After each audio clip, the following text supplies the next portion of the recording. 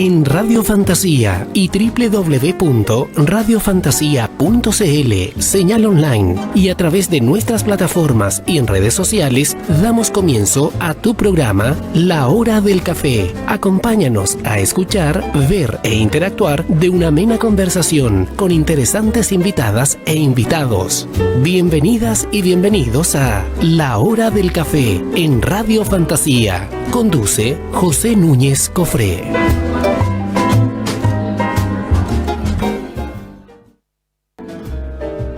Bueno, estamos comenzando el programa, buenos días a todos, comenzando el programa La Hora del Café acá en Radio Fantasía, 105.7, 106.3 y a través de todas las plataformas de Radio Fantasía.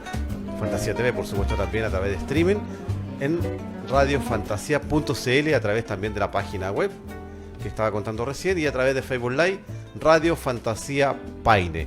En su programa La Hora del Café, donde conversamos con candidatos a constituyente, candidato a alcalde, concejales y también gobernadores regionales, que son dos modalidades y dos elecciones nuevas para este año 2021, que son las elecciones el día 10 y 11 de abril.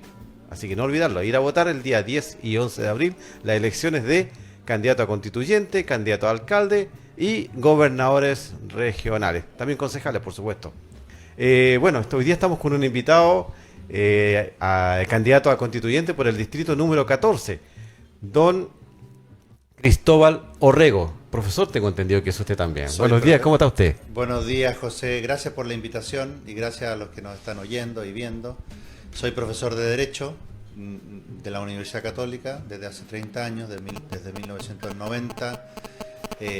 Soy profesor de Derecho y en la Católica he estado al comienzo. Bueno, estamos con don Cristóbal Orrego, candidato a constituyente, como les contaba recién, del distrito número 14, que es muy extenso. Tenemos 3 provincias, 14 comunas, así que bastante grande. Antes que la gente los conozca. Muy bien. Yo soy soltero, no tengo hijos, soy el segundo de 11 hermanos, ¿no? Mis padres, que en paz descansen. Mi padre fue Fernando Orrego Vicuña, doctor, investigador en cuestiones de neurofisiología, profesor titular de la Universidad de Chile y después de retirarse, decano y fundador de la Facultad de Medicina de la Universidad de los Andes. Mi madre fue dueña de casa y mamá de 11 niños, así que esa fue su principal dedicación. Y bueno, esa es mi familia. Yo he vivido desde niño en Chile, viví 4 años en México, en Ciudad de México, desde los 9 a los 12 años. Ahí adquirí una experiencia de otros latinoamericanos bastante temprana. Otra cultura. Otra cultura muy simpática. A mí siempre me gustó la música mexicana, la comida mexicana, la gente en México. Quizás porque a esa edad, de los 9 a los 12, es bastante importante para formar la personalidad, los gustos. Y después de profesor he vuelto a México. ¿Qué otra cosa en mi vida personal?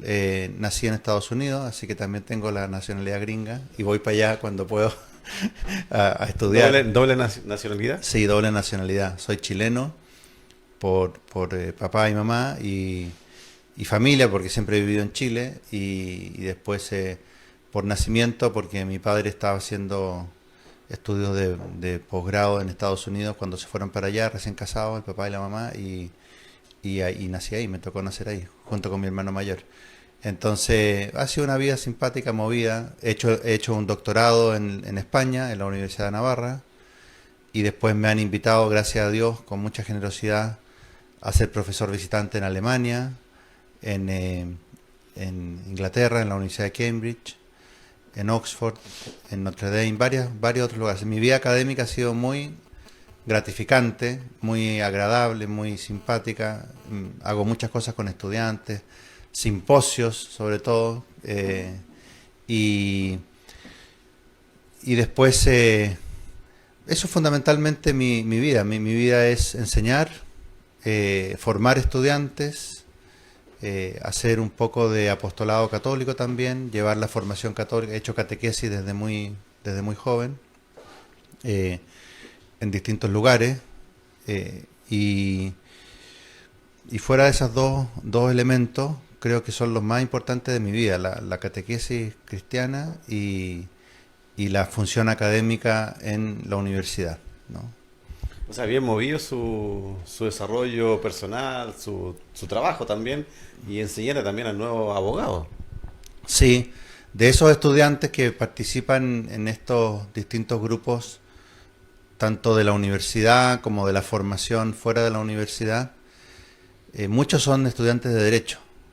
También hay algunos de ingeniería comercial, de otras áreas, pero sobre todo son de Derecho, ¿no? Y es bien importante, bueno, de filosofía, para qué decir, también muy importante, pero los de Derecho son la mayoría, ¿no? Y entre los de Derecho hay gente que se dedica a la vida profesional en oficinas de abogados, algunos, claro, son oficinas de ejercicio privado de la profesión. Hay otros que han ido a la vida pública, ¿no? Algunos exalumnos míos están ahora en distintos movimientos, partidos, Congreso Nacional, en fin. Como asesores algunos también. Como asesores, como parlamentarios, como distintas funciones. Y yo nunca he salido a la vida pública, salvo ahora. Porque eso le iba a preguntarle ahora, mientras nos contaba un poco su historia, y que yo creo que deben ser muchos, de acuerdo a su trayectoria, a su tiempo que ha enseñado Derecho, que deben estar en distintas áreas por ahí, recordando también al profesor. Bueno, yo ojalá que se acuerden. Que se acuerden para bien también, ¿eh? ¿Qué? Que se acuerden para bien también. Bueno, algunos se acordarán para bien y otros para mal, ¿no? Porque yo tengo también un cuchillo bastante afilado para tomar los exámenes son orales, así que no siempre han sido fáciles. De todos modos, tengo grandes amigos que la primera pasada por el curso reprobaron, pero después se fortalecieron, ¿no? O sea, les sirvió. Les sirvió mucho, ¿no? Sí. Yo tenía un colega, el profesor Crescente Donoso, que en paz descanse, que a veces interrogaba largamente a un alumno y después le decía: no, yo creo que lo mejor que le puede pasar a usted en su vida es hacer este curso por segunda vez. yo no decía eso porque suena un poco humor negro, ¿no? Sí. Pero a veces, lamentablemente, a veces hay gente que reprueba, como también hay estudiantes que son brillantes y que dan una gran alegría porque aprendieron muy bien lo que se discutía en ese curso, ¿no? Pero bueno, esa ha sido mi vida. Eso para mí lo más gratificante es formar las nuevas generaciones. Y quedar satisfecho también que cumplió en parte algo de la proyección de algún abogado o que trabaje en diferentes áreas, porque Derecho se enseña también en otras áreas, aparte de solamente no tan solo ser abogado. Derecho es una carrera muy versátil, es decir, hay gente que va a la abogacía en sentido estricto y está defendiendo causas en los tribunales, pero hay otros que son abogados de empresas, hay otros que son asesores parlamentarios, jefes de gabinete en un ministerio, otros municipalidades, la docencia. Muchos también se han ido dedicando a la docencia universitaria, a escribir, a publicar de distintas áreas del derecho. Entonces son muchas las posibilidades, ¿no? Y le iba a contar a propósito de esto de incursionar en un evento eleccionario. Eso yo le iba a preguntar a usted también. ¿Qué lo llevó o qué lo motivó para hacer ahora, entrar en la arena política? Porque esta es la arena política. Uno puede hacer diferentes políticas, ya sea social, pública o política partidaria en este caso. Sí. ¿Y qué lo motivó usted para ser ahora candidato a constituyente por el distrito número 14, para recordar a la gente? Sí. Bueno, efectivamente, candidato por el distrito 14, XP7. Ahora ya que tenemos una lista enorme de letras y números. Parece patente de vehículo. Sí, o marca de computador o no sé qué cosa, o de celular, en fin. Pero yendo a su pregunta, primero, es muy cierto lo que usted dice de que la política es algo muy amplio, ¿no? Y yo he sido profesor del área del derecho más cercana a la política, que es la filosofía del derecho, la teoría general del derecho, y también algunos años enseñé filosofía política, y por eso tengo esa misma comprensión de la política como algo muy amplio, que es todo el conjunto de actividades que se orientan de modo sistemático, organizado, a promover el bien común. Y eso va desde lo que hace un concejal hasta lo que hace, no sé, un funcionario que ni siquiera es elegido, simplemente, por ejemplo, es un juez. Un juez también es parte de todo el sistema político. Lo que pasa es que su función es aplicar las leyes y hacer justicia, pero eso es parte de lo que hace un buen sistema político. Y de modo que yo soy perfectamente consciente de que postular a un cargo de elección popular, aún siendo algo tan específico como este, es parte de la gran política que yo siempre he defendido, siempre he favorecido. Pero lo que nunca sospeché es que iba a estar metido. ¿Por qué? Porque una cosa es enseñar en una sala con 60 estudiantes muy atentos, muy respetuosos, y otra cosa es entrar en una arena en la cual algunos van a decir cosas desagradables, otros agradables también, hay de todas las reacciones, ¿verdad? Y lo que me motivó fundamentalmente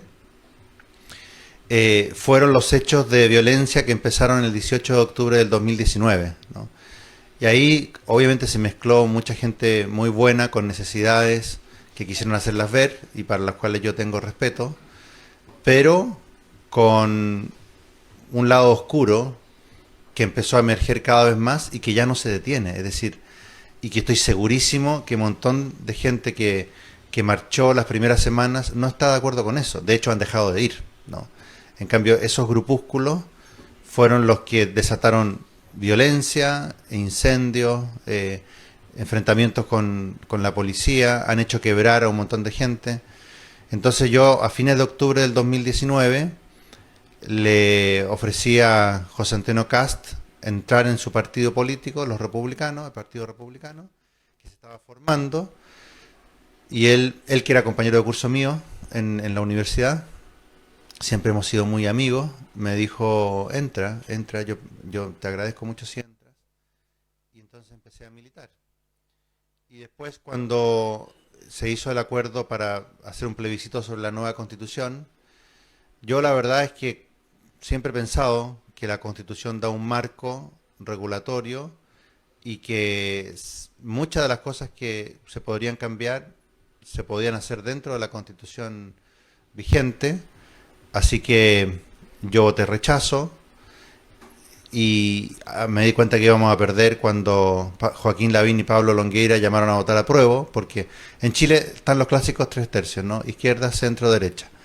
Si dos grandes líderes de la derecha llaman a votar apruebo, ya yo a mi gente cercana les dije, aquí si nos acercamos al 30% del rechazo es un milagro. Eso es matemáticamente así, y fue el 20%.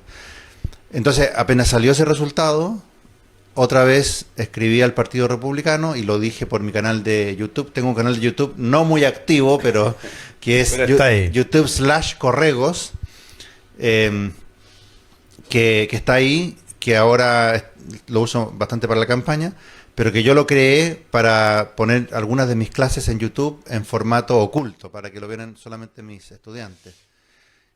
Paréntesis, no porque no me gustaría que lo vieran otros, sino porque como aparecen los mismos estudiantes, sin su consentimiento no quiero que sea público, sino que lo vean solamente ellos, ¿no? Con alguna clave especial. Con el formato oculto que el que tiene el link solamente se lo puede ver, ¿no? Perfecto. Entonces, bueno, vuelvo a retomar el hilo, ¿no? Ahí me ofrecí a través del canal de YouTube y después mandando correo a Antonio Barquesi, que es el secretario general del Partido Republicano.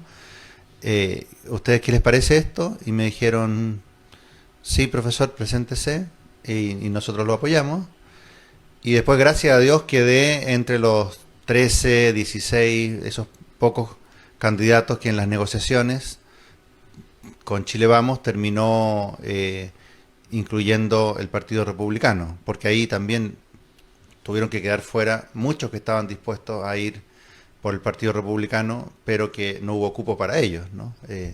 Entonces, Son los cupos de las listas, para que la gente lo entienda un poquito. Los cupos de las listas, los partidos de un conglomerado donde se unen. Son los pactos y los subpactos. Exactamente. Entonces, si a estas elecciones de constituyentes o convencionales constitucionales iba Chile Vamos en unas listas y el Partido Republicano en otras, el Partido Republicano habría llevado muchos candidatos en todo Chile, pero la centroderecha y derecha se habrían dividido y eso habría hecho que con la misma cantidad de votos obtuvieran menos representantes.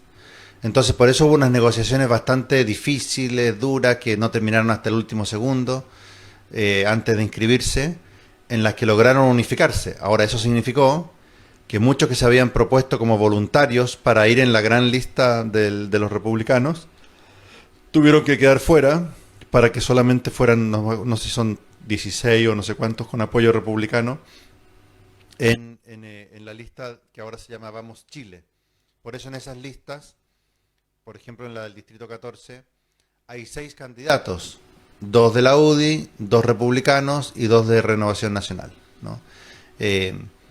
Y los partidos de izquierda, en cambio, van como en 4 listas distintas en algunas partes, 7 listas distintas en otras partes, van muy divididos. Dividido en pactos. Sí, en listas distintas que ni siquiera se suman, sí, ¿no?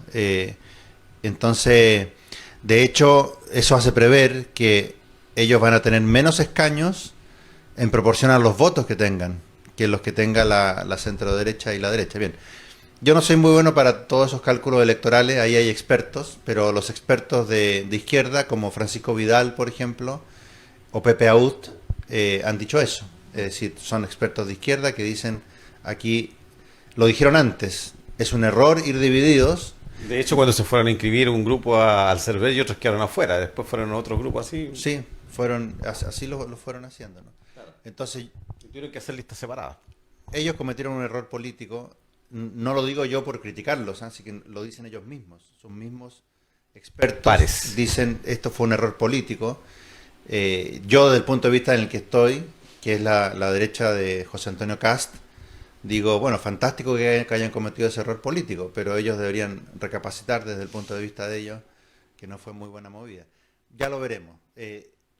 Yo salto de la academia a la política. A la arena política. A la arena política, porque hay un proceso constituyente, un proceso de cambio constitucional profundo. Y para eso me siento preparado. Yo, si alguien me dijera, ¿por qué no te presentas a alcalde? Pero es que ni loco, porque no podría administrar una comuna.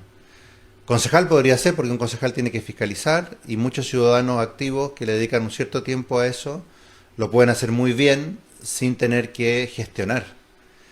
Y hay otra gente que tiene para los dos pianos. Pueden ser concejales un tiempo y después con esa experiencia ser alcalde. Yo no. Yo reconozco mis límites. Y mis ventajas son, sé escribir. Yo sé escribir, sé leer muy bien, sé escribir muy bien. He enseñado Derecho 30 años. En esos ramos generales se enseñan temas constitucionales. ¿Y por qué no candidato a diputado si también podría hacerlo? Podría ser, o sea, es compatible con lo que yo hago, ser diputado o ser senador también. Pero son palabras mayores, porque yo lo que he visto en mis colegas que han hecho ese salto, ahí tienen que abandonar completamente la academia. O sea, algunos están un tiempo dando clases, pero van corriendo con la lengua afuera. Llegan, dan la clase, después se van, porque son tantas demandas de ese tipo de cargo público, que después al semestre, a los 2 años, a los 3 años, ya no les da la energía para continuar con lo académico. Y mi vocación es académica, esa es mi vocación, la academia, las clases, formar a las nuevas generaciones, dedicarles mucho tiempo a los estudiantes. Es decir, yo tengo mi oficina, bueno, ahora está clausurada por el toque de queda. Recordemos, José, que este evento es 9 meses que se pueden prorrogar por 3 meses más. Exacto, es un año prácticamente. Es un año, se acabó y va a ser una gran experiencia para mí, para el país también. yo estoy seguro de que va a haber, la mayor parte de la gente elegida va a ser razonable, estoy seguro.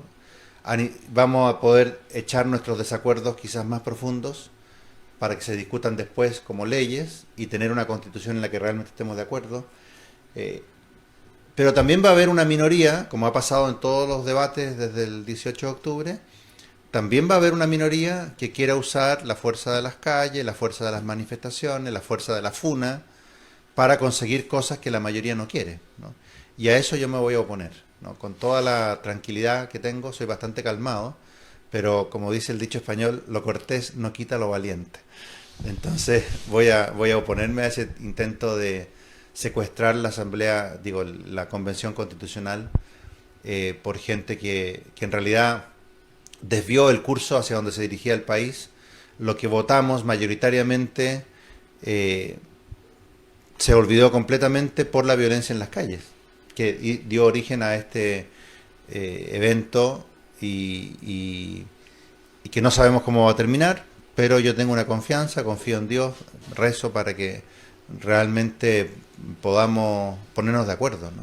Pero además en esos 12 meses que van a estar los convencionales trabajando, discutiendo y creando la nueva constitución, también van a tener ¿dónde los van a medir? Va a decir, al tiempo después va a haber otra elección donde va a decir apruebo, rechazo o sí o no. Sí. Y el trabajo que se hizo puede que se vaya a la papelera o puede que hayan resultado en el cambio que ustedes sí. Hicieron más que nada. Sí. Sí, esa es la alternativa. Creo que eso es una muy buena medida porque... y ahí es obligatorio, ¿eh? Votar es obligatorio. Sí. En ese plebiscito. Sí, entonces yo creo que es una buena medida por lo siguiente, porque que se inicie el proceso con un plebiscito está bien, pero es iniciar sin saber cómo va a terminar, es una apuesta.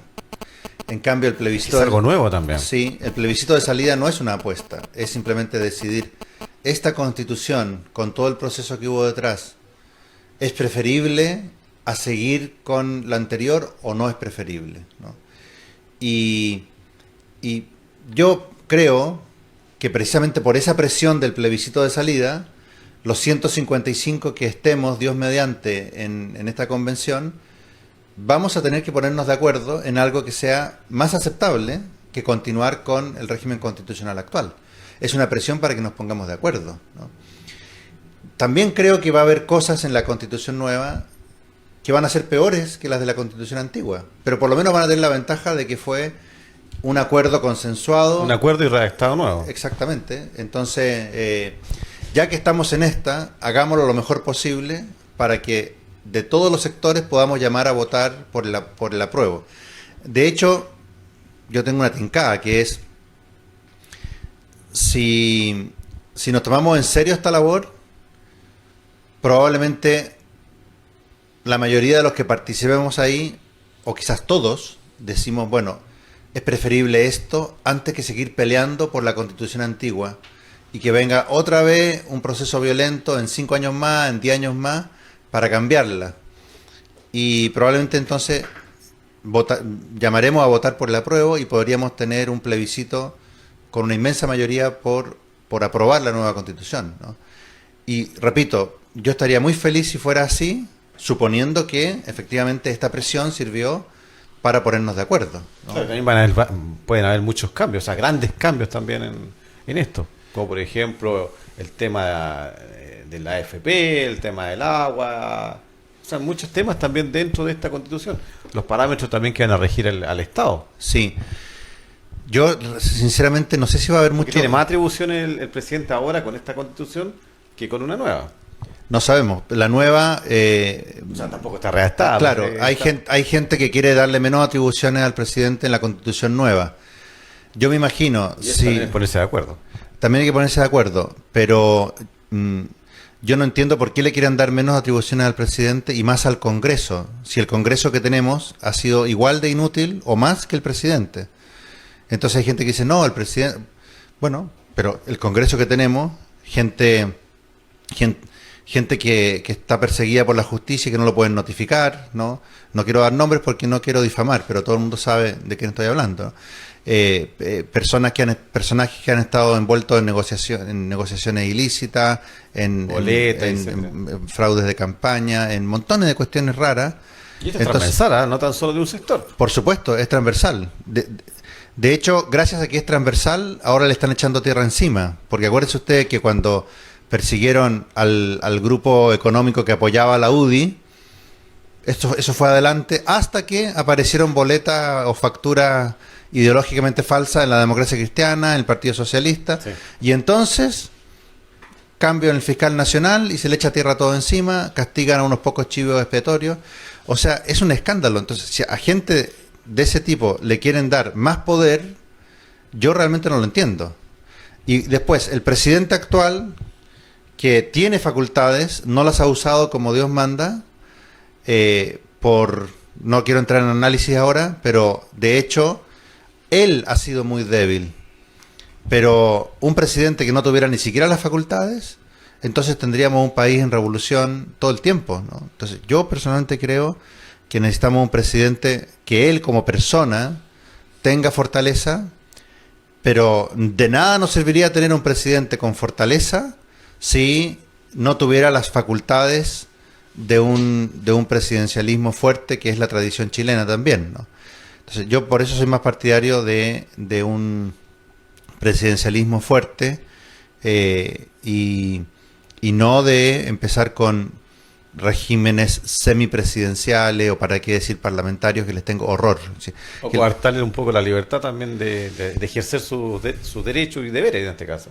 Al presidente, dice Sí, usted. sí, al presidente. Sí, no, yo creo que tiene que tener bastantes facultades. Ojo, siempre ha estado controlado por la Contraloría General de la República. O sea, aunque haya presidencialismo, está la Contraloría General de la República y los tribunales de justicia, que han servido para, por ejemplo, detener decretos contrarios a la ley o contrarios a la Constitución, ¿no? Está el Tribunal Constitucional. Es decir, incluso con un presidencialismo fuerte como el que tenemos ahora, el Poder Ejecutivo está controlado, ¿no? No, yo no estoy proponiendo una tiranía, le tengo horror a la tiranía, horror.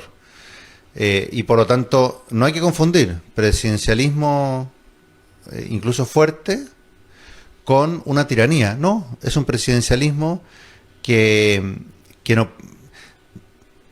no puede estar como sometido a todo tipo de trabas de parte del Congreso. Si una parte de los problemas que tenemos ahora viene de las reformas del año 2005, en el que les dieron muchas facultades al Congreso de interpelar ministros, de acusaciones constitucionales mucho más fáciles que las que había antes, y por lo tanto unos pocos agitadores en el Congreso Nacional, en lugar de estar a la altura de su cargo, se han dedicado a boicotear a los presidentes, ¿no? Entonces, y a los ministros.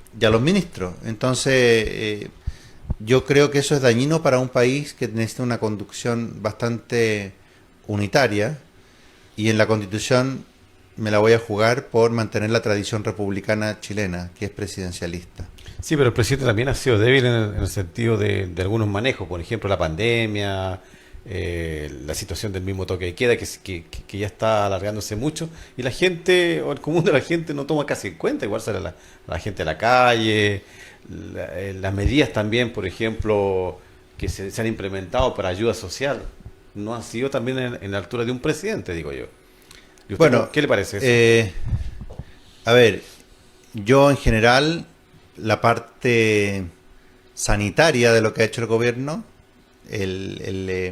la parte sanitaria, es decir, el seguir la pandemia, el detectar los infectados, el conseguir que nunca estén saturadas, aunque han estado a punto, pero saturadas, las camas críticas y las UCI, el obligar a que se unifiquen todos los sistemas, tanto públicos como privados, el mover pacientes de un lugar a otro del país. Todo eso yo felicito al gobierno. ¿Y por qué? Porque esto ha sido un fenómeno mundial, y por tanto el juicio hay que hacerlo en forma comparativa, ¿no? También. Es decir, hay países 4 veces más desarrollados que Chile, como Italia o España, en que se le ha muerto mucho más gente y han tenido que elegir a quién le dan una cama crítica y a quién no. En Chile hubo gente de izquierda que pronosticó 1 millón de muertos cuando estaba empezando esto, ¿me entiendes? Entonces, no pasó. ¿Por qué? Porque se tomaron medidas a nivel sanitario, en mi opinión, correctas. Ahora bien, otra cosa distinta es la política de las cuarentenas y de los toques de queda, que yo personalmente pienso que... ¿Te comparte eso? No, yo no las comparto, salvo en periodos muy cortos. Es decir, hay muchos otros efectos secundarios de salud mental, para empezar, de otras enfermedades que no pueden ser pesquisadas y tratadas a tiempo. Un conocido mío, por ejemplo, tuvo que postergar, creo que fueron 3 meses, una operación de cáncer. En lo más álgido de estas restricciones, el año 2020, ¿no? El año pasado. Junio más o menos fue. Sí, por ahí. No sí. sé cuánto se atrasó la cosa, pero no ha habido resultados esencialmente peores o mejores en lugares en los cuales se han adoptado políticas de mucha autocontrol de las personas, distanciamiento social, etcétera, pero sin estas cuarentenas absolutas que hemos tenido en Chile.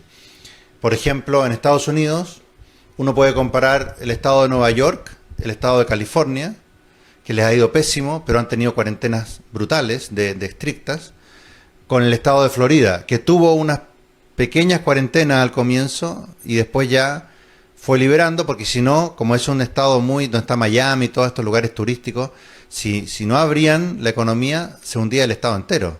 Por tanto, el gobernador Santis abrió y le fue mejor que a los otros estados, ¿no? Claro, y claro. también en Europa está el famoso caso de Suecia, que en promedio le ha ido igual o mejor que a Alemania, Inglaterra, España, para qué decir que ha sido un desastre, que han aplicado cuarentenas durísimas. Por lo tanto, yo cuarentenas puntuales, por poco tiempo, yo estaría de acuerdo con eso. Ahora, quiero aclarar una cosa, eso no lo va a definir una constitución. No, sí, O sea, eso lo sé. eso es mi opinión personal, simplemente. Solamente su opinión, por eso estaba en mi preguntando. opinión, solamente mi opinión. Puedo estar equivocado, hay cosas técnicas que las vamos a terminar de saber cuando todo esto haya pasado y se hagan estudios rigurosos, pero la opinión que yo tengo, yo veo en 2 profesores que más o menos los sigo, que van publicando esta información. Y hay ¿Estadísticas? Sí, y hay gente, por ejemplo, está la llamada The Great Barrington Declaration, que es una declaración hecha por muchos científicos encabezados por uno de la Universidad de Stanford, otro de Oxford y otros 2 de otras 2 universidades de mucho prestigio, diciendo, atención, la política correcta debería ser de focalización de la protección en ancianos, enfermos crónicos que son más vulnerables al virus. Acuérdese usted que de todos los que han estado hospitalizados, la mayoría de los que han muerto por el virus es por una comorbilidad, es decir, porque tenían otra enfermedad basal a la que el virus terminó de debilitar a la persona y por desgracia falleció, no hay que en paz descansen, pero también hay una tasa de sobrevivencia muy alta. Entonces estos científicos han dicho, para evitar los efectos secundarios de las cuarentenas prolongadas, es mejor la focalización en todos los grupos de riesgo, que se han puesto en cuarentena esos grupos de riesgo, la responsabilidad ciudadana en todos los otros y no paralizar estos sistemas y no paralizar los servicios de salud también. Si es que esto no es simplemente... Hay gente que lo planteó como salud contra economía. Y ellos dicen, no, nosotros somos profesionales de salud. Esto también es salud contra salud. Es decir, si usted por defender una sola forma de enfermedad, defenderse contra una sola enfermedad, una sola causa de muerte, que tenemos que atacar, por supuesto, y vigilar muy de cerca, usted deja de atender a una masa de otra población, esto también tiene consecuencias para la salud. La FAO, el Organismo Mundial de la Alimentación, ya el año pasado dijo, si no se detiene esta parálisis económica mundial, va a haber hambrunas. Claro, quizás no va a haber hambrunas en los países más ricos, porque van a comprar a cualquier precio la comida de todas partes. Pero ¿y qué pasa con África, por ejemplo? ¿Qué pasa con multitudes de Asia? Hambruna, ¿no? Entonces, eso también hay que ponerlo en la balanza, ¿no? Yo repito que desde el punto de vista constitucional esto no se arregla porque la Constitución va a dar un marco regulatorio. Solamente un marco regulatorio y legal, ¿no? Y después la gente tendrá que votar por gente más prudente, que no se embarque en este tipo de políticas en el futuro, si es que tengo razón en el diagnóstico que le he hecho. Por supuesto que sí, se agradece en todo caso. Estamos con don Cristóbal Orrego, candidato a constituyente por el distrito número 14, aquí en Radio Fantasía. Estamos conversando diferentes temas. Aquí es que la gente exponga y conversamos a placer, como se dice. Muy bien, distendidamente como estoy. Gracias. Distendidamente, así que... Pero yo creo que el tema de la pandemia, o este tema de confinamiento, yo creo que no se ha tomado también a punto de que sea más rígido, como ustedes decían antes, más pesado, porque la gente lo ha tomado así suave. Estamos de nuevo con altas, ¿cierto? Sí. Volviendo al tema que le contábamos de antes, o sea, que hablamos de antes, que en junio fue el pic, pero ahora estamos en marzo, recién entrando, no sé, por el otoño, casi al otoño, porque en abril, pero ya estamos con altos también casos de COVID y muertes, por supuesto. Sí. Yo creo que eso también pasa, que la gente no estaba a la altura, y también la autoridad en definir rigurosidad, solamente segmentando a ciertas comunas, dejando otras sin cuarentena total. Yo creo que ahí... Sé que no es tema de los constituyentes, sé también que no es tema de nosotros. Yo no tampoco soy técnico. Pero es como para terminar sí, el desarrollar este tema de COVID y dejarlo sí, de ladito. Bueno, pero José, yo he estado en las ferias ahora, ¿no? Me he entretenido mucho, gente muy simpática. Solamente creo que 2 o 3 veces me han gritado algo insultante, pero todas las demás veces me han dicho, con mucho respeto. Un señor, me acuerdo, que me dijo, mire, profesor, yo no le voy a recibir esto porque yo no voy a votar por usted, no pierda el papelito. Bueno, fantástico, muchas gracias. O sea, incluso la gente que me ha rechazado los papeles en la feria lo ha hecho con mucha amabilidad, y otros lo han hecho, otros me lo han aceptado, y montones con tallas muy buenas, porque en la feria, si uno quiere oír tallas buenas, hay que ir a la feria. Hay que ir a la feria, ¿verdad? Bueno, y en la feria... A la feria y a La Vega, dicen. Y a La Vega también. Pero yo en las ferias que he estado, en San Bernardo, en Melipilla, en otros lugares, me lo he pasado muy bien. Y también he advertido una cosa, que hay gente que, por el trabajo que tienen, por el nivel de ingresos que tienen, simplemente es injusto imponerles cuarentena. O sea, o esa gente sale o se muere. ¿Me entiendes? El otro día alguien me decía, bueno, se repartieron unas cajas de comida, pero hubo gente que también es pobre, pero no está inscrita, no llega. No todos lo recibieron. Es marginal, no todos lo recibieron. Hubo gente solidaria que recibió cosas y las compartió con gente que, como están mucho más abajo en la escala social y económica, no tienen ni siquiera dónde recibir unas cajas, ¿me entiendes? Entonces, cuarentenas totales para una buena parte de la población que vive en esas condiciones, y que son gente buena, gente trabajadora, esas cuarentenas totales no funcionan y no se deben imponer con todo el rigor de la ley. Es distinto a alguien que, por ejemplo, yo soy un privilegiado que trabaja por Zoom. Doy mis clases por la plataforma Zoom. Y ahí empieza a entrar la gente, hacen preguntas, dialogamos, después, bueno, nos vemos en la próxima clase, se cierra, y me pagan mi sueldo. Bueno, hay mucha gente que puede hacer eso, pero otra gente no puede hacerlo. Entonces, las cuarentenas no se le pueden aplicar con el mismo rigor a gente que, repito, si no sale a la calle, se muere. No tiene para comer. Si sale a la calle, ¿se arriesga a tener el COVID? Sí, pero puede usar la mascarilla, puede mantenerse distante, puede echarse alcohol gel en las manos. Medidas que han hecho que muchísimos no se hayan contagiado.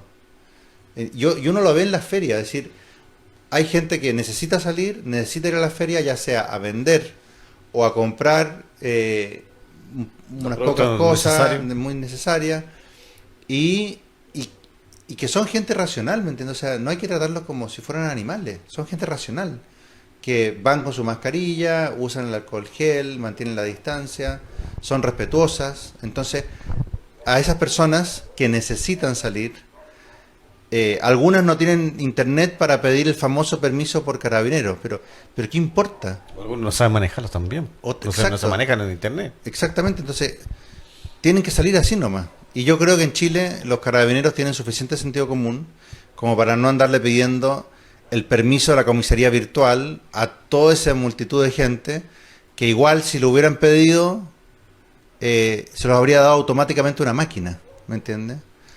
Entonces son criterios. Son criteriosos, sí. O sea, y yo creo que así es como se deberían aplicar las políticas de cuarentena, ¿no? y de confinamiento, etcétera. ¿Usted está de acuerdo o estuvo de acuerdo con el 10 primero, el 10 segundo y ahora un tercer 10%? Y el tema de la AFP, que también, eso sí que va en la Constitución, donde podrían cambiar el sistema de administración de la AFP. Yo estuve en desacuerdo con los 3 retiros del 10%. Los dos, ya. Los dos, ahora se está discutiendo otro, pero tenga en cuenta que el segundo retiro, ahí se hizo una mezcla, porque si no me falla la memoria, me pueden corregir, no, pero si no me falla la memoria, hubo un intento que se declaró inconstitucional. Que hizo la parlamentaria. Claro, porque trataron de saltarse la Constitución por la vía de una falsa reforma constitucional. Y por lo tanto, y el gobierno presentó uno alternativo en paralelo, que fue el que terminó aprobándose. Este segundo era más razonable porque tiene algunos mecanismos para recuperar fondos posteriores, ¿no? Entonces eso es un poco más aceptable. Ahora se están discutiendo otras fórmulas, y entonces aquí uno tiene que decir, uno puede estar de acuerdo con el principio de que hay que echar mano de ahorros en épocas de emergencia, lo mismo que si usted tuviera una libreta de ahorro o una cosa y se le enferma un niño y dice, bueno, mala suerte, esto yo lo tenía pensado para no sé qué cosa en 2 años más, pero aquí es una emergencia, lo tenemos que usar. Entonces, con el principio yo estoy de acuerdo, pero Chile tiene muchas otras formas de ahorro, ¿no? Entonces, pero lo que no estoy de acuerdo es que eso en realidad, lo que había detrás de ese movimiento, no era solamente satisfacer necesidades inmediatas. Repito, con eso estoy de acuerdo. Lo que había era cargarse el sistema de AFP al hacer desaparecer los fondos. Y como efectivamente mucha gente se ha quedado en cero, esa gente tiene... Creo que un 40%. Sí, más o menos. Se han quedado en cero. Esa gente ya no tiene muchos incentivos para defender un sistema en el que ya no tienen plata, ¿no? Y por lo tanto, a mí me parece muy mal que por esta vía se eche abajo un sistema que es lo que en otros países están tratando de implementar para evitar el colapso de los sistemas de pensiones que hay ahora, ¿no? Entonces, yo preferiría que se hubieran usado otros medios técnicos. Pero eso ya estamos hablando del gobierno, que tiene que implementar otro sistema. ¿Pero está de acuerdo con la AFP? Que se cambie, que sea uno compartido, han propuesto muchos por ahí. No estoy de acuerdo. Entre el trabajador, el empleador y el gobierno, que aporte para este fondo de es que son dos cosas distintas. Una es los fondos de ahorro previsional y cómo se hacen lo más rentables posibles y cómo se pagan las pensiones. Ese es el sistema previsional. Otra cosa distinta es, dentro de cada sistema, de dónde saca la plata para aportarla al fondo. Entonces, en el primer problema, yo prefiero un sistema de capitalización, como el de las AFP, reformado si se quiere, pero que es un sistema de capitalización que cada persona, o bien yo preferiría incluso cada familia, acumula ahorros que se usan después para las jubilaciones. Ese sistema es preferible al sistema antiguo que había de reparto, en que con lo que se recolectaba en el año se distribuían las pensiones. ¿Por qué? Porque el sistema de reparto funciona muy bien si hay 5 trabajadores por cada pensionado. Pero cuando las familias están teniendo 1 o 2 niños, cambia la cosa. Cambia la cosa, porque entonces dos niños que cuando crecen tienen que sostener al papá y a la mamá, pero también a cuatro abuelos, suponiendo una familia en la estructura clásica, papá, mamá, dos niños. ¿Para qué decir si son familias desestructuradas? Entonces ahí... hay familias que tienen mucho más de 2, 5, 6. Por supuesto, pero hablemos de promedios nacionales, porque este es un sistema nacional. Por lo tanto, si en el sistema nacional la fertilidad es de 1.7 hijos por mujer, no estamos ni siquiera en nivel de reemplazo. Si es 2.1 por mujer, bueno, a nivel nacional serían 2 hijos por matrimonio. Por familia, ¿no? claro. Claro, entonces, que dos, si los dos llegaran a la vida adulta, ahí está el tema también, hay también inmortalidad, etcétera, que entre ellos sostengan a los dos papás y a los cuatro abuelos, porque además la esperanza de vida es mucho más alta. Eso es, simplemente yo le diría a la gente que me está oyendo, que me está viendo, traten de hacer ustedes el cálculo de cuánta gente hoy día es capaz de sacar plata de su bolsillo para ayudar a sus abuelos ancianos. ¿Cuántos se ven casi como empujados a llevarlos a un asilo, a tenerlos... Donde también hay que tener plata para eso. Sí, pero de distinto nivel. O sea, a veces entre varios pueden hacer algo que es más barato que seguir financiando la vida independiente de una persona jubilada. Y por eso van creciendo estas cosas en todas partes del mundo. Entonces, en cuanto al sistema, yo prefiero un sistema de capitalización individual. Hay países de Europa que lo han ido adoptando como sistema en paralelo para reforzar sus fondos de pensiones. ¿De dónde vienen esos fondos? Ahí es una cosa técnica que la mezcla entre descontarlo del sueldo del trabajador, un aporte similar de la empresa, esas dos cosas en realidad son formas de distribuir el aporte, porque al final también la empresa es la que le paga el sueldo al trabajador. Por tanto, esos dos aportes son una carga que pesa sobre la empresa. Claro, que hablan de un 3% el empleador, el 3% el trabajador y el 6%... Y esa es una cosa técnica, claro, que se puede discutir, no es una cuestión de principio tan importante. Y lo que aporte el Estado, bueno, si el Estado hiciera su aporte apenas nace un niño, por ejemplo, eso... iría sumando. En un sistema de capitalización individual es mucha plata cuando ese niño se jubila, ¿no? Eso puede ser una buena idea. Pero distribuir lo que se va recolectando ahora, a medida que se va recolectando, eso supondría una carga muy difícil de sobrellevar para una población que envejece. Y para un Estado también. Y el Estado se alimenta de la población que hay, ¿no? El Estado en sí mismo no tiene nada, tiene lo que nosotros le damos. Entonces, impuestos y... Claro, pero que hay gente, también me he dado cuenta en las ferias, que hay gente que piensa que el Estado es como un ente separado, un ser que está ahí y que tiene mucha plata. Digo, bueno, todo lo que pueda tener el Estado o es lo que usted pagó de IVA cuando compró algo, o la gente que paga impuesto a la renta y otros orígenes de ese tipo, o deuda que la va a tener que pagar sus hijos o sus nietos. Y si no Chile queda como Argentina, que de vez en cuando la asfixian porque no paga la deuda. ¿Me entiendes? Ahí la soga al cuello. Exactamente. Bueno, estamos con don Cristóbal Orrego, candidato por el distrito número 14 a constituyente. Mira, hemos tocado hartos temas y ya estamos casi en la hora. Yo sé que partimos tarde. Sí. Bueno. Claro, está en tema de tapete la vuelta a clases, también el estallido social, donde el Chile oculto apareció. El Chile que estaba oculto debajo de una alfombra, digo yo, que uno barre cuando va a llegar visita, lo escondemos ahí, pero no está visibilizado. Pero ahora sí.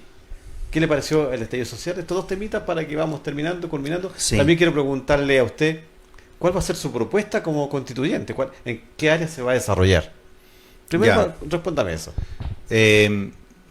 Yo los temas que más importancia le doy son el derecho a la vida, porque en Chile ya se metió la ley del aborto. Yo soy de los que piensa que el aborto es un genocidio a nivel mundial. Son millones de niños que no han nacido y que los matan. Muchas veces hay países como Estados Unidos en que está legalizado el aborto libre. Aquí en Chile no, gracias a Dios. Pero aborto libre, a un niño, si la mamá hubiera tenido un problema, le hubieran hecho una cesárea, lo hubieran sacado cuando tenía 8 meses, sería una guagua sana. La mamá quiere deshacerse del niño porque no deseado o tiene síndrome de Down y lo puede matar. Eso es un asesinato. Entonces yo todo lo que pueda hacer para defender la vida que está por nacer, lo voy a hacer. Esto a mí hay gente que en la feria me lo ha discutido, pero no lo voy a ocultar, ¿no? Es un tema demasiado importante.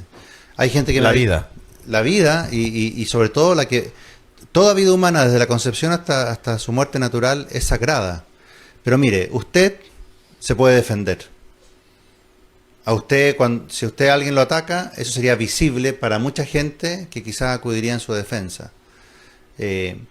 Y por lo tanto, en Chile no hay un genocidio, ¿no?, de señores de, no sé, 40 años tendrá usted, 45, no sé. 57. 57, bueno. Entonces, en Chile no hay un genocidio de gente adulta. Sí hay gente que muere por delincuencia, por crímenes, en el sur por terrorismo. 2 ancianos, los ancianos Luxinger quemados. Bueno, los niños también. Los niños, hay muchos problemas de eso, pero lo que es invisible es el aborto, y eso es un crimen nefando, que yo a veces pienso, fíjese que los países que han ido poniendo estas leyes y después resulta que empiezan a aumentar todo tipo de crímenes en el mismo país. Es como si Dios lo dejara de su mano, ¿no? Como una especie de castigo divino que recae sobre ese país, ¿no? La violencia como que brota desde el fondo de la tierra cuando no somos capaces de defender a nuestros hijos, ¿no?, a nuestros niños. Entonces yo ahí le voy a poner todo el énfasis. Segundo punto en el que voy a poner mucho énfasis es en el reconocimiento público del aporte de la religión al bien común. Eso significa, obviamente, no reconocer religiones que no aporten al bien común, como de repente han surgido algunas sectas destructivas, eso hay que dejarlo fuera, pero el resto, bueno, hay que tener una tolerancia bastante grande. Yo no pensaré como este otro, este no pensará como yo, pero estamos haciendo un aporte al bien común, ¿no? Y por lo tanto no se puede considerar la libertad religiosa o de culto, como pasó ahora hace poco. Además hay una ley de cultos. Hay una ley de cultos en la que, bueno, yo la estudié muchos años a nivel académico, con proyectos de investigación sobre la ley de iglesias, para conseguir una mejor regulación que la Iglesia Católica, yo soy católico, ya la teníamos a nivel constitucional por la historia de Chile, de país mayoritariamente católico, antes, pero que muchos grupos evangélicos, protestantes o de otro tipo, que también habían ido creciendo, no tenían ese estatuto jurídico tan claro, por eso se hizo esa ley.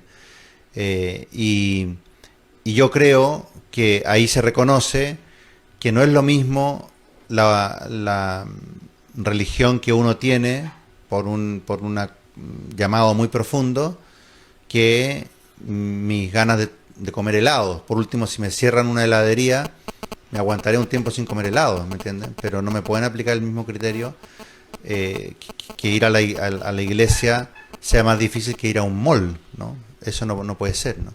Entonces, el reconocimiento público de la religión y de la libertad religiosa va a ser otro énfasis. Y finalmente, el tercer énfasis que le hemos querido dar es llevar a la constituyente gente que quiera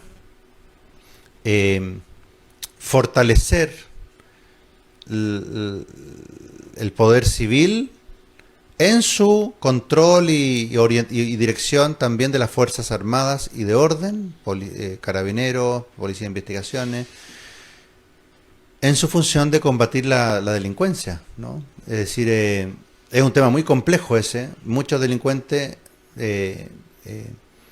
tienen muchos otros problemas de tipo social antes de haber incurrido en eso. Delito. En el delito, y por tanto todos esos otros problemas también hay que abordarlos, ¿no? Principalmente el tema de la familia, porque dice un amigo mío que es profesor de Princeton, el profesor Robert P. George, dice, no, si la familia es el mejor ministerio de salud y de educación.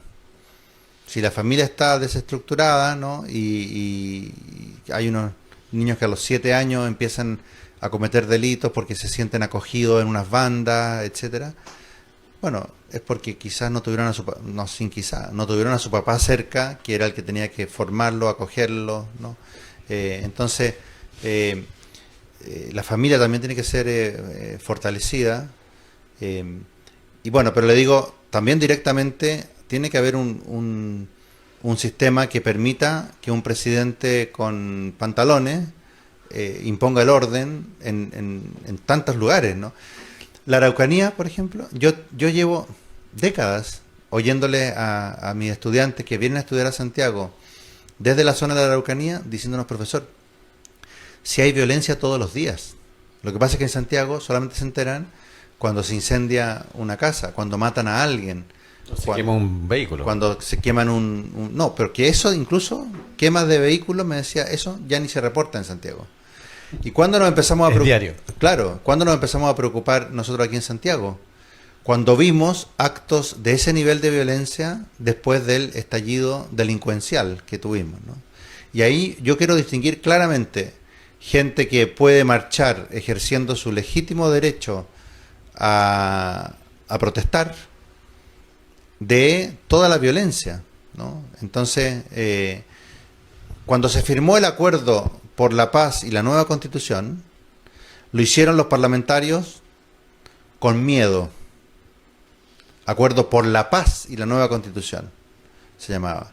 Lo hicieron con miedo, por miedo. Y su miedo no era a las marchas durante... Pero esa propuesta también la hizo el presidente, por la paz. O sea... Sí, pero mi punto al que voy es el siguiente. A que interviniendo... parlamentarios de todos los partidos, creo que no del Partido Comunista, y con apoyo del presidente, que estaba en contacto con ellos para ver cómo avanzaba el acuerdo. La motivación no fue las marchas multitudinarias por la Alameda. La motivación fue la violencia. Y es muy sencillo ver esto, porque todos nos acordamos de esa noche, ¿me entiendes? Y de las negociaciones y de que esto lo tenemos que hacer porque así se van a detener los actos violentos en Plaza Italia. Y esta otra cosa del centralismo chileno, que es un alumno mío, no alumno, sino uno de los que estaba en otro tipo de clases, me decía, profesor, en la plaza de Puente Alto esto está pasando todos los días, pero no se ve en ninguna televisión. Cuando pasa en Plaza Italia, sí. Asaltos a comisarías. Entonces, a mí, que no me digan que esta reacción del mundo político fue simplemente una súbita toma de conciencia de que hay necesidades sociales insatisfechas. No, porque marchas de ese tipo también hemos tenido, la de los pingüinos del 2006, la de los universitarios del 2011, y en otros momentos otro tipo de marchas de gente que se manifiesta. Pero en camioneros Chile también camioneros y el No Más TAC y el No Más AFP y todas las que ustedes quieran. Pero ojo, en Chile, en una república democrática, el pueblo habla con las elecciones. Y a pesar de todas esas marchas, el pueblo eligió a Sebastián Piñera con un programa de gobierno que no contenía esas cosas. No contenía el No Más AFP. No... Entonces, que después me digan a mí que 5.000 chiquillos que lanzan piedras, que rompen ventanales, que hacen quebrar negocios en el centro de Santiago, representan al pueblo, yo lo encuentro un insulto a la democracia. Esa es mi opinión. Son dos visiones distintas. Una, que la gente pueda marchar para expresarse, como usted lo decía recién, pero la otra es la delincuencia, que rompen, queman, asaltan. Exacto. Eso ya es otra cosa. Exacto. Y lo que la mayoría de la gente llama estallido, están pensando en saltarse los torniquetes, están pensando en... Porque, a ver, vuelvo atrás. Yo no llamaría estallido a marchas pacíficas. Estallido social le llaman. No, yo no lo llamaría estallido de ningún tipo. A marchas pacíficas, aunque fueran de 1 millón de personas. Y aunque fueran todos los viernes. Si son marchas pacíficas. De hecho, yo le voy a contar una cosa. Yo he ido a marchas pacíficas por el derecho a la vida. He ido a Los Vázquez, por ejemplo, todos los 8 de diciembre, hasta antes de este desastre. Yo iba desde hace bastantes años y normalmente voy solo y voy con... Hay 1 millón de personas en Los Vázquez, ¿no? Sí, también hemos ido. Y como voy solo para quedarme todo el tiempo que quiera y sin alguien que se quede, me voy temprano, tomo un micro, estos buses en el Terminal San Borja en Santiago, nos deja ahí. Casablanca. Claro, y uno se baja mucho antes y empieza a caminar, ¿verdad? Bueno, nosotros los flojos, porque hay gente que se va caminando y caminando desde muy lejos y otros se van en bicicleta. Pero en fin, y esa peregrinación, 1 millón de personas. ¿Alguien ha hablado del estallido de Los Vázquez todos los años? No, ¿por qué no? Gente buena, rezadora, piadosa. También hay feria a la salida, o sea, afuera del santuario. A la entrada, sí. Y eso no es un estallido, es una manifestación del pueblo, en este caso del pueblo católico, pero es una manifestación popular.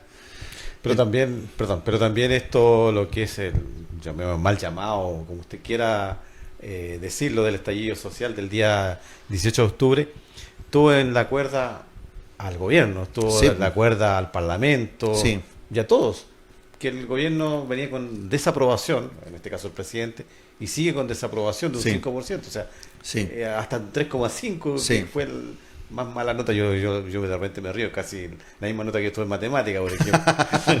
Un 3,5. A lo mejor gané yo un poquito, pero todo esto hizo un quiebre institucional también, y que esto provocó a que se votara por el acuerdo de paz. El acuerdo de la paz, el apruebo y el rechazo, esta nueva constitución donde usted ya está y nos contaba un poquito de cuál va a ser su enfoque real de trabajo para esta constitución, si usted logra ser constituyente elegido por lo menos el día 10 y 11 de abril. Sí. Bueno, fue un movimiento importante. Lo que yo quiero enfatizar es que en democracia la legitimidad viene de las elecciones y de las votaciones. Por eso la importancia del 10 y 11 de abril. No viene del que golpea la mesa más fuerte. Eso, bueno, a veces el que golpea la mesa más fuerte puede ser un revolucionario de izquierda como Fidel Castro o Hugo Chávez en Cuba y Venezuela respectivamente. Y otras veces el que golpea la mesa más fuerte puede ser un ejército, como en Argentina y en Chile. ¿Se entiende? Sí, se entiende. Entonces, no podemos jugar ese juego de que gana el que golpea la mesa más fuerte. Y por eso yo insisto en que una cosa son los legítimos intereses, preocupaciones y también deficiencias que en todo país hay, contra las cuales se puede protestar, y otra cosa es que se gobierne con la violencia en las calles. Y eso yo lo rechazo, ¿no? Y esto no es izquierda y derecha. Hay gente, también el caso de Puente Alto, ¿no? Hay gente que se puso el chaleco amarillo y que salió a defender los supermercados de su barrio y que eran de izquierda. Gente que siempre habían votado de izquierda, pero dijeron... Pero ahí llegamos a la violencia. ¿Cómo? Ahí llegamos a la violencia, que suscitaba eso, que la gente fue a defender su negocio, sus derechos también. Esa defensa de la gente con el chaleco amarillo, eso no es violencia. Eso es ejercicio del legítimo derecho a la defensa. Sí, pero no es que los chalecos amarillos estaban en violencia, sino eran por los violentos. Sí, eran personas de trabajo, de esfuerzo, que veían cómo sus barrios se le iban a la papelera, ¿me entiendes? Entonces, yo por eso apoyo el que volvamos a un cauce ordenado. Y además, yo feliz en que en la Convención Constitucional estemos representados los 3/3 que ha habido en Chile siempre, derecha, centro, izquierda, ¿no? Vamos a conversar entre todos. Yo voy con una disposición de diálogo, una disposición muy pacífica, pero no voy con la disposición a tragarme el cuento de que todo Chile es el estallido social, ¿no? Vamos a ver quién es todo Chile en las votaciones, ¿no? Por supuesto que sí, del día 10 y 11 de abril. Bueno, estamos culminando, creo que nos pasamos, por ahí nos muestran el reloj también. Nos pasamos un poquito de la hora, pero ha sido muy entretenido. Sí, ha sido muy entretenido y un agrado también de haberlo tenido acá en la radio Fantasía. Y espero que no nos perdamos, o sea, pronto también volvamos a tenerlo acá para seguir conversando otros temas que quedaron en tapete. Pero lo principal es que usted dio su punto de vista a qué se va a dedicar en esta nueva constitución. Quiero saber cuál es su eslogan de campaña. Mi eslogan es el profesor Orrego, simplemente. El profesor Orrego, el que sabe de constitución. Profesor Orrego, abogado y profesor. Abogado y profesor. Sí. Ese es su eslogan. Sí. Bueno, estamos con el profesor Orrego, como él lo dice aquí en la Radio Fantasía, ya terminando esta entrevista y conversación, más que nada que fue distendida, amable, cordial, donde se mostró, se contó parte de lo que va a hacer en este caso don Cristóbal Orrego, candidato a constituyente del distrito 14 primero, el día 10 y 11 de abril. Ha sido un gusto, un placer de haberlo tenido acá, como vuelvo a insistir. Quiero dejarle un minutito para que usted se despida y dé a conocer dónde lo pueden ubicar. Así que muchas gracias por haber asistido aquí a Radio Fantasía. Gracias, José, a usted. Bueno, a los que me están oyendo y a los que me están viendo, primero les doy las gracias por la atención que me han prestado y les digo que estoy en las redes sociales. Hay Instagram, YouTube es /Corregos, en Twitter profesor Orrego constituyente, de modo que me pueden seguir en esas redes. Si ustedes escriben directamente también vamos a responder las inquietudes que tengan, y también estén atentos a los Zoom, porque hay gente que me está invitando a ir al Zoom. Ayer me invitaron en San Bernardo a ir a un Zoom con candidatos a concejal. De modo que va a haber una presencia también, que ya la hubo, pero va a seguir habiendo. Y les quiero decir simplemente que yo he puesto todo el énfasis de mi campaña en que soy el profesor Cristóbal Orrego, abogado y profesor durante 30 años, y que por tanto sé lo que es una constitución, cómo se puede escribir una constitución, y en mi caso, proponiendo las ideas fundamentales de la seguridad pública, la defensa del derecho a la vida, especialmente del que está por nacer, de la familia estructurada, tradicional, y de la libertad religiosa y de culto para todas las religiones que están de acuerdo con el bien común y con el orden público.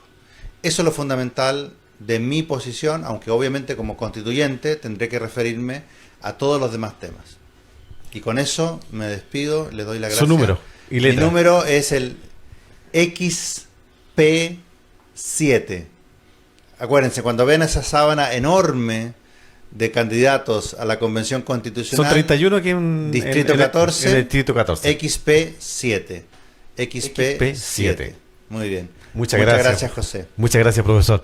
Bueno, ha sido un agrado de haber tenido al profesor Cristóbal Orrego aquí en Radio Fantasía y en Fantasía TV y a través de nuestra página radiofantasía.cl y a través del dial en señal al aire FM 105.7, 106.3, y nos volveremos a ver pronto con otros candidatos e invitados tan agradables como el profesor Orrego. Muchas gracias. Que tengan una buena tarde, a pesar que estamos en cuarentena fin de semana y algunas comunas comenzaron ya del día sábado con cuarentena, así que son 17 comunas, tengo entendido, en la región metropolitana, o 14 comunas, como lo corrige el profesor. Así que tengan una buena tarde en familia. Muchas gracias y nos volvemos a ver.